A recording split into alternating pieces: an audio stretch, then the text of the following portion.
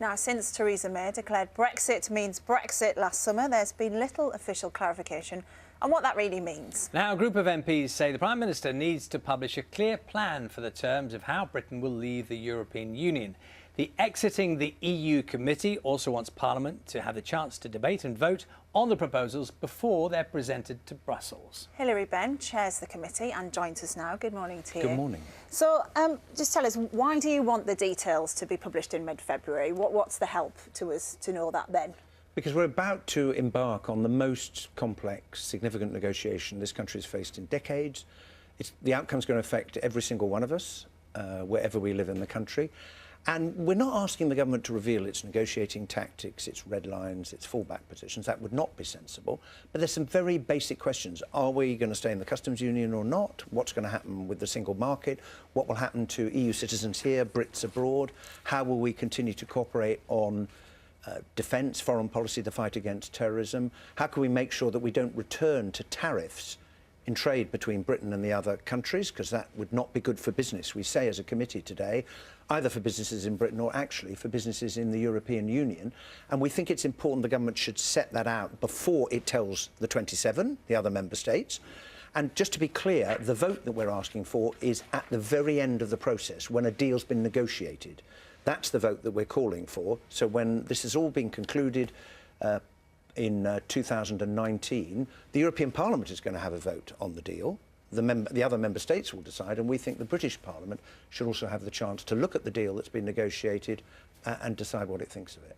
Well, what that effectively means, on the vote issue specifically, is that you want the right to be able to say that we won't go ahead with Brexit as planned, because it can't be both, because if you reject the deal on the basis of it, if it's a vote of Parliament and you reject the deal, then the Brexit is halted at that point. No, that's not... Explain how that's different. No, that's not the case, because once Article 50 is triggered, you're on a 2-year timetable, and unless all the countries, Britain and the other 27, agree to extend the negotiating period, after 2 years you're out with whatever you've got or not got.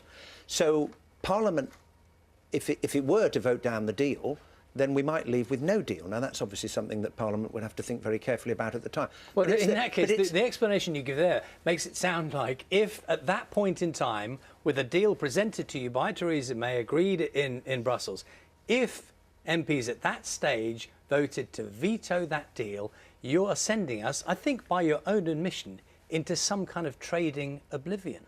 Well, it depends when that vote is, because...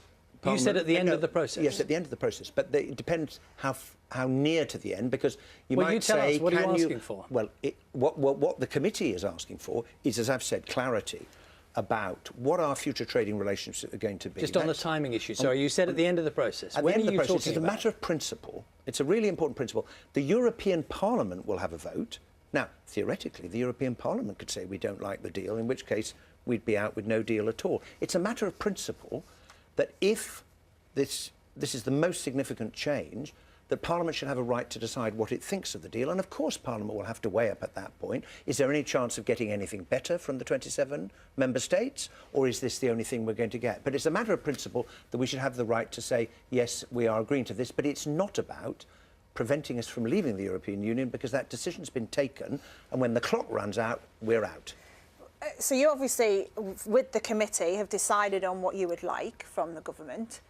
Have you actually got any power to get them to do it? Because, you know, you can suggest all this, but it could quite easily be ignored, couldn't it?